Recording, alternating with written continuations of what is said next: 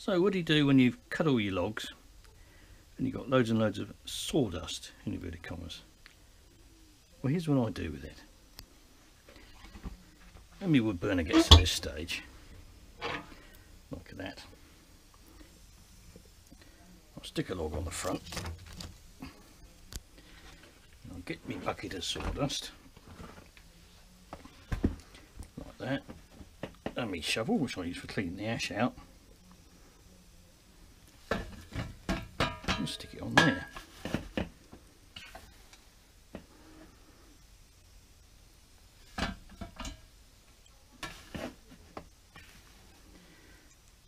Notice the consistency.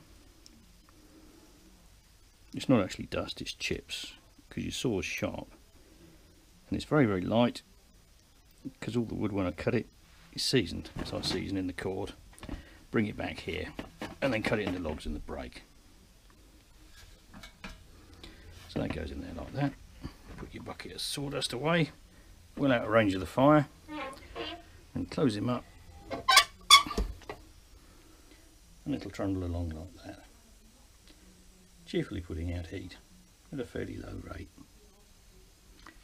Hope that's useful. Oh yeah, it hasn't got a catalyst, it hasn't got secondary combustion. All it's got is primary air and a bit of secondary air in the inevitable gaps around the outside, because this isn't a high-tech or a modern wood burner. And this is what it looks like after an hour, so you can put a bit more on.